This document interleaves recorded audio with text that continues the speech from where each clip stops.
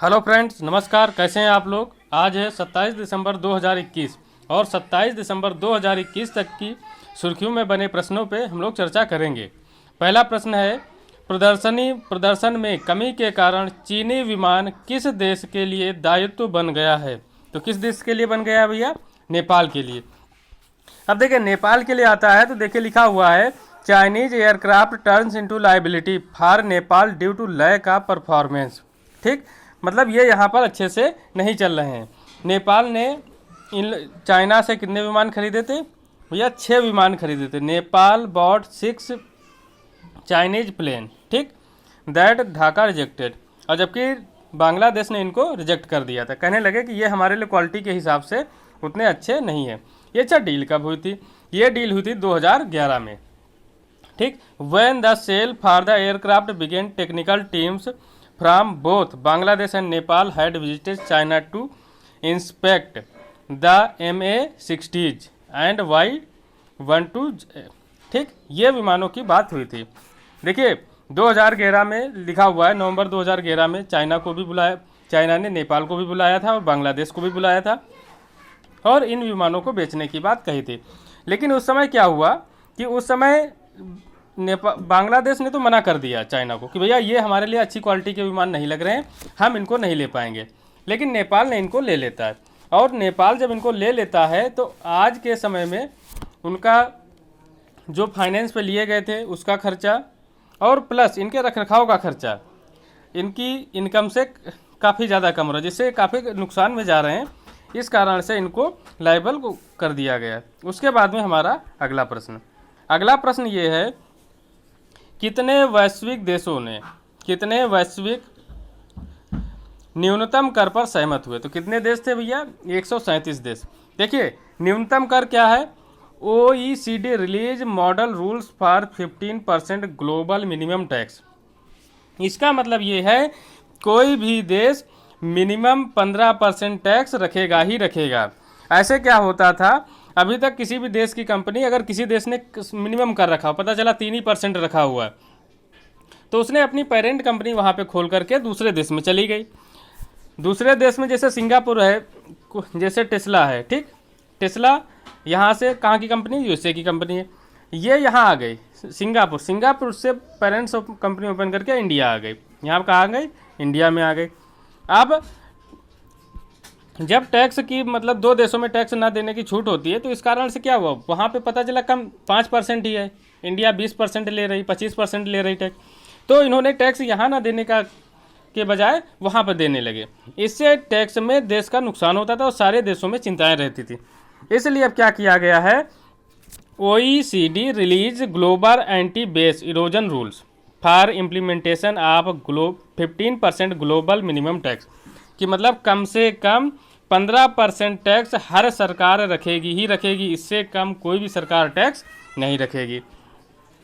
इससे होगा क्या? अच्छा, इसे देखिए क्या लिखा है, रुकेगी सबसे कम टैक्स रेट रखने की होड़। ठीक, अब ये नहीं कि नहीं अपने देश में निवेश के लिए दूसरे देश ने बहुत कम टैक्स कर दिया तो वहाँ के बजाय वहाँ होने लगा। MNC का कारोबार जिन देशों में होगा वहाँ की सरकार को कुछ टैक्स लगाने के अधिकार कंपनी के मुख्यालय वाले देश से मिलेंगे। वैश्विक कर की नई व्यवस्था में MNC का कारोबार जिन देशों में होगा वहाँ उनको रकम से कम 15% टैक्स चुकाना ही पड़ेगा। ठीक, अभी तक क्या होता था, इंडिया में कंपनी तो चल रही है लेकिन यहाँ के टैक्स से बच जाते थे, कहते थे हम तो दूसरे देश में टैक्स दे करके आए हैं। उसके बाद हमारा अगला प्रश्न ये है कि हाल ही में संसद के दोनों सदनों का कौन सा सत्र स्थगित हो गया? तो भैया कौन सा सत्र चल रहा था? शीतकालीन सत्र चल रहा था। देखिए शीतकालीन सत्र चल रहा था। अच्छा, राज्यसभा के जो अध्यक्ष कौन है? M वेंकैया नायडू, जो वाइस प्रेसिडेंट होते हैं। लोकसभा की बात करें तो कौन है? ओम बिरला। अच्छा, ओम बिरला कहाँ से आते हैं? राजस्थान, जोधपुर से। ठीक, अब देखिए यहाँ पर अगर काम की बात की जाए, Rajya Sabha utilized only 47.9% of its allotted time during 18 sittings. मतलब कहने का मतलब ये है कि जो राज्यसभा है, लोकसभा है, ये जनता की टैक्स के पैसे से चलती है और करोड़ों रुपए पर डे का खर्चा होता है और इन पर काम ना होना यहाँ पर सिर्फ और सिर्फ हंगामा होने के कारण यहाँ के लोगों को मतलब काफ़ी निराशाएं होती हैं कि देश का पैसा इतना खर्च होने के बाद भी यहाँ पर काम नहीं होता है। उसके बाद में अब देखिए अब होगा क्या, पार्लियामेंट्री कमेटीज़ के पास में सारी चीज़ों का वो हो जाता है, जैसे फाइनेंशियल कमेटीज़, स्टैंडिंग कमेटीज़ और उसका सेलेक्ट कमेटीज़ और एडमिनिस्ट्रेटिव कमेटीज, ये सारी कमेटियाँ भी इनमें वर्क करती हैं कि बहुत सारे बिलों को यहाँ भेज दीजिए, ये कर दीजिए, वो कर दीजिए। ठीक, उसके बाद में अगला प्रश्न है, भारतीय रिजर्व बैंक आरबीआई ने नए क्रेडिट और डेबिट कार्ड का डेटा स्टोरेज मानदंडों या कार्ड ऑन फाइन टोकनाइजेशन के कार्यान्वयन के लिए समय सीमा कब तक बढ़ा दी है? तो कितने समय भैया? 6 महीने तक। इसका कहने का मतलब ये है कि explain what is tokenization and why has RBI issued new guidelines. देखिए इससे क्या होगा कि आपने जैसे कार्ड से जो भी ट्रांजैक्शन किया उसका डेटा अब बैंक को 6 महीने तक अपने पास रखना पड़ेगा। अच्छा, इससे होगा क्या? कार्यान्वयन के लिए नियम और मांग क्या थी? क्या कह रहा है, यदि आरबीआई के नए जनादेश को तत्परता की वर्तमान स्थिति में लागू किया जाता है तो यह विशेष रूप से व्यापारियों के लिए बड़े व्यवधान और राजस्व की हानि का कारण बन सकता है। इसका कारण क्या है? देखो, ऑनलाइन व्यापारी टोकनीकरण मानदंडों के कारण 31 दिसंबर के बाद अपने राजस्व का 20 से 40% तक खो सकते हैं और उनमें कई के लिए विशेष रूप से छोटे लोग या मौत की घंटी लग जाएगा। ठीक, जिससे उन्हें दुकान बंद करनी हो सकती है। इस तरीके की चीज़ें भी मतलब इससे नुकसान भी होगा। उसके बाद में हमारा अगला प्रश्न भैया ये है, ओमिक्रॉन कोविड-19 वायरस का पहली बार पता किस देश में चला? तो किस देश में चला था भैया? दक्षिण अफ्रीका में चला था। दक्षिण अफ्रीका से ही ओमिक्रॉन की शुरुआत हुई थी और इस समय इंडिया में भी आ चुका है और इंडिया के कई उसमें हो चुका, लगभग 17 राज्यों में ओमिक्रॉन फैल चुका है। अब देखिए ये खतरनाक क्यों है? कह रहा है कि दूसरी लहर वाले डेल्टा वेरिएंट से 5 गुना अधिक संक्रामक। डेल्टा वेरिएंट जिस समय आया हुआ था इंडिया में, देखिए ऑक्सीजन की कितनी ज़्यादा किल्लतें हुई थी, लोग ऑक्सीजन के लिए भटक रहे थे, ब्लैक में ऑक्सीजन बिक रही थी, बहुत सारी समस्याएं थी और लाखों की संख्या में लोग मरे थे। डेल्टा के 100 दिन के बराबर शुरुआती 15 दिनों में फैला, मतलब जितने दिनों में डेल्टा 100 दिनों में फैला था, जबकि ओमिक्रॉन मात्र 15 दिनों में उतना फैल गया। कई बार संक्रमण के बावजूद टेस्ट में पकड़ में नहीं आता। अब देखिए भारत के 17 राज्य तथा यूपी में ओमिक्रॉन फैल चुका है। ठीक, अच्छा, इसलिए देखो लॉकडाउन की भी घोषणाएं धीरे धीरे होने लगी हैं कि नाइट में लगाया जाए लॉकडाउन, इस तरह की सारी चीज़ें भी होने लगी हैं। ठीक, उसके बाद में हमारा अगला प्रश्न ये है, राष्ट्रीय उपभोक्ता अधिकार दिवस। राष्ट्रीय उपभोक्ता अधिकार दिवस हाल ही में किस तिथि को मनाया गया? तो भैया कब मनाया जाता है? 24 दिसंबर को राष्ट्रीय उपभोक्ता दिवस मनाया जाता है। ठीक, अच्छा, ये शुरुआत कब से हुआ था? ऑन दिस डे इन 1986 के कंज्यूमर प्रोटेक्शन एक्ट 1986 में ये आया हुआ था। ठीक, उसके बाद में हमारा अगला प्रश्न हमारा ये है, हाल ही में यूनिवर्सिटी ने जीता digital innovation of the year का पुरस्कार। किसने जीता भैया? ओपी जिंदल ग्लोबल यूनिवर्सिटी ने जीता हुआ है। ठीक, अब देखिए बात आती है कि ओपी जिंदल यूनिवर्सिटी, तो ये भैया यूनिवर्सिटी है कहाँ की? ये कहाँ की है? हरियाणा की है। कहाँ की है? हरियाणा की।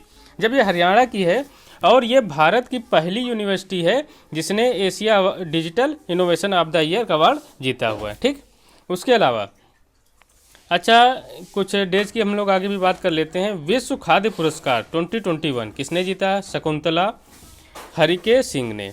ठीक, अच्छा, बेटी बचाओ बेटी पढ़ाओ कहाँ से शुरू किया गया था? पानीपत, हरियाणा। कब शुरू किया गया था? 22 जनवरी 2015 को। अच्छा, अंतर्राष्ट्रीय बुकर पुरस्कार किसे दिया गया है? डेविड डायोब को। उसके बाद में हमारा अगला प्रश्न हमारा ये है कि प्रेस स्वतंत्रता प्रेस स्वतंत्रता सूचकांक पर केंद्र सरकार ने आपत्ति जताई है। यह रिपोर्ट किसके द्वारा जारी की जाती है? किसके द्वारा जारी की जाती है? रिपोर्टर विदाउट बॉर्डर्स के द्वारा जारी की जाती है। ठीक। अच्छा, इसमें भारत की रैंक कितनी आई है? इसमें भारत की भैया जो रैंक आई है 142 आई है। कितनी आई है? 142 विश्व प्रेस सूचकांक रिपोर्ट में। अच्छा, नंबर 1 पे क्या है? तो भैया नंबर 1 पे नॉर्वे, नंबर 1 पे नॉर्वे, फिर फिनलैंड, फिर स्वीडन। ठीक, ये भी आप लोगों को याद रखनी है। अच्छा, लोवेस्ट में कौन रहा है? लोवेस्ट में भैया इरिट्रिया रहा है और उसके ऊपर नॉर्थ कोरिया रहा है। 180 देशों में ये रिपोर्ट जारी की गई, ये भी आप लोगों को याद रखना है। अच्छा, जब जिसकी बात आती है तो हम लोग जैसे विश्व खुशहाली वर्ल्ड हैप्पीनेस रिपोर्ट में भारत का कौन से रैंक है? तो भारत की वर्ल्ड हैप्पीनेस में है 139। ये किस में भैया? विश्व खुशहाली। अच्छा, हंगर इंडेक्स में क्या है? हंगर इंडेक्स की बात करें कि हंगर इंडेक्स में कितनी है? तो भैया 101। ये हंगर इंडेक्स में भारत की स्थिति है। अच्छा, जलवायु परिवर्तन प्रदर्शन सूचकांक, हमने बोला जलवायु परिवर्तन प्रदर्शन सूचकांक में भारत की रैंक कौन सी है? 10वीं रैंक है जलवायु परिवर्तन प्रदर्शनी सूचकांक में। ठीक। अच्छा, इसमें टॉप 3 में कौन रहा है? टॉप 3 में भैया कोई भी देश नहीं रहा है, क्योंकि जो कंडीशनें दी गई थी उनको किसी भी देश ने पूरा नहीं किया, इसलिए टॉप 3 में कोई भी देश नहीं रहा। अच्छा, Asia power index, Asia power index में भारत कौन से स्थान पर है? चौथे स्थान पर है। ठीक, एशिया पावर इंडेक्स में। अच्छा, नंबर 1 पे कौन रहा है? नंबर 1 पे यूएसए रहा है, फिर चाइना रहा है, फिर जापान रहा है, और उसके बाद में चौथे नंबर पर कौन रहा है? इंडिया रहा है। अच्छा, मानव विकास सूचकांक में भारत की रैंक कितनी है? 131। मानव विकास सूचकांक में कितनी रैंक है? 131। अच्छा, ईज ऑफ डूइंग बिजनेस, हमने क्या बोला? Ease of doing business, ease of doing business में भारत की रैंक भैया कितनी है? 63 है। अच्छा, विश्व शांति सूचकांक में कितनी है? 131। ठीक, प्रेस की हम लोगों ने बता ही दिया है कितनी है, प्रेस की 142। अच्छा, लोकतंत्र सूचकांक में भारत की कौन सी रैंक है? 53। ये भी आप लोगों को याद रखना है। ठीक, उसके बाद में हमारा अगला प्रश्न, अगला प्रश्न भैया आता है कि प्रधानमंत्री नरेंद्र मोदी ने किस राज्य में रखा बनास डेयरी संकुल का शिलान्यास? तो भैया कहाँ से किया है? उत्तर प्रदेश से किया है, क्योंकि उत्तर प्रदेश में चुनाव आ रहे हैं तो बहुत सारी योजनाएं, बहुत सारी चीज़ें उत्तर प्रदेश से ही आपको देखने को मिलेंगी। अच्छा, गंगा एक्सप्रेसवे, अभी आप लोगों को याद होगा गंगा एक्सप्रेसवे का उद्घाटन किया गया था। प्रधानमंत्री मोदी ने कहाँ से इसका उद्घाटन किया है? शाहजहांपुर से, और ये यूपी का सबसे बड़ा एक्सप्रेसवे होगा। ठीक, ये भी आप लोगों को याद रखना है। अच्छा, जेवररी एयरपोर्ट, जो मतलब इंडिया का सबसे बड़ा एयरपोर्ट होगा, ये कहाँ है भैया? यूपी में है। यूपी मतलब नोएडा में है। ये भी आप लोगों को याद रखना है। यूपी के सीएम कौन है? योगी आदित्यनाथ। राज्यपाल कौन है? आनंदीबेन पटेल। अच्छा, यूपी का एकमात्र राष्ट्रीय नेशनल पार्क कौन सा है? यूपी का एकमात्र national park Dudhwa national park. कौन सा है? Dudhwa national park. ये भी आप लोगों को याद रखना है, एकमात्र नेशनल पार्क है दुधवा नेशनल पार्क। उसके बाद में हमारा अगला प्रश्न, अगला प्रश्न है रामनाथ गोयनका पुरस्कार किस क्षेत्र में दिया जाता है? किस क्षेत्र में दिया जाता है? पत्रकारिता के क्षेत्र में दिया जाता है। उसके बाद में अगला प्रश्न, हाल ही में किस क्रिकेटर ने क्रिकेट के सभी प्रारूपों से संन्यास ले लिया? तो किसने ले लिया भैया? हरभजन सिंह ने ले लिया है। ठीक, उसके बाद में हमारा अगला प्रश्न क्या कह रहा है कि हाल ही में इफको टोक्यो जनरल इंश्योरेंस ने किसे अपना एमडी एंड सीईओ नियुक्त किया? तो किसे भैया नियुक्त किया? एचओ सूरी को नियुक्त किया है। ये सिर्फ मतलब इन्फॉर्मेटिव क्वेश्चन है, तो इसलिए इनके हम लोग डायरेक्ट आंसर बता दे रहे हैं। उसके बाद में हमारा अगला प्रश्न, अगला प्रश्न हमारा क्या कह रहा है? ताज़ा जारी फीफा वर्ल्ड रैंकिंग में भारतीय फुटबॉल टीम किस स्थान पर रही? ये रही है 104 स्थान पर। ठीक, अब देखिए क्या कह रहा है, Indian football FIFA ranking for December announced men's team hold their position. ठीक, ये आप लोगों को याद रखना है। उसके बाद में हमारा अगला प्रश्न ये है, क्या करें, हाल ही में किस खिलाड़ी ने अमेरिका में जूनियर स्क्वैश ओपन जीत कर पहली भारतीय महिला बनी है? तो भैया किसने जीता है? अनाहत सिंह ने जीता है। अच्छा, अनाहत सिंह ने जीता है। अच्छा, उसके अलावा एक प्रश्न और, यूएस ओपन मेंस का किसने जीता हुआ है? डेनियल मेदवेव ने यूएस ओपन। ठीक, अच्छा, वुमेन का कौन सा जीता, किसने जीता हुआ है? एम्मा रादुकानु, ये कहाँ की हैं? यूके की। ठीक, अच्छा, एक और प्रश्न, BBC athlete of the year किसे घोषित किया गया है? एम्मा रादुकानु को नियुक्त किया गया है। अच्छा, संतोष ट्रॉफी, डूरंड, यूरो, फीफा और कोपा अमेरिका, ये सारे खेल किससे संबंधित हैं? फुटबॉल से संबंधित हैं। उसके बाद में हमारा अगला प्रश्न हमारा ये है कि हाल ही में मदर टेरेसा अवार्ड से किसे सम्मानित किया गया? तो किसे सम्मानित किया गया है? अनिल प्रकाश जोशी को।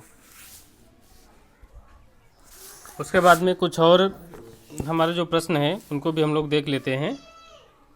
जैसे अगला हमारा प्रश्न क्या है, 25 दिसंबर को क्या मनाया जाता है? Good governance day. उसके बाद में Viswanathan Anand launches his autobiography Mind Master. तो भैया माइंड मास्टर किसकी ऑटोबायोग्राफी है? विश्वनाथन आनंद की। अच्छा, काफ़ी दिन हो गए हम लोगों ने अब किसे डेज के बारे में चर्चा नहीं की, तो अब हम लोग कुछ दिसंबर के डेज कर लेते हैं। जैसे 1 दिसंबर को क्या मनाया जाता है? विश्व एड्स दिवस। उसके बाद में 4 दिसंबर को क्या मनाया जाता है? नौसेना दिवस। 5 दिसंबर को विश्व मृदा दिवस। 10 दिसंबर को विश्व मानवाधिकार दिवस। 16 दिसंबर को विजय दिवस। 23 दिसंबर को अन्नदाता दिवस या किसान दिवस। 24 दिसंबर को राष्ट्रीय उपभोक्ता दिवस। ठीक, अच्छा, अंतर्राष्ट्रीय उपभोक्ता दिवस कब मनाया जाता है? 15 मार्च को मनाया जाता है। सुशासन दिवस कब मनाया जाता है? गुड गवर्नेंस डे 25 दिसंबर को। वो अच्छा, 19 दिसंबर को क्या मनाया जाता है? गोवा मुक्ति दिवस। ठीक, तो दोस्तों आज के लिए हम लोग इतना ही रखते हैं, और हमारा वीडियो अगर अच्छा लगता है तो उसको लाइक करें और दोस्तों में शेयर करें। Okay, thank you for watching.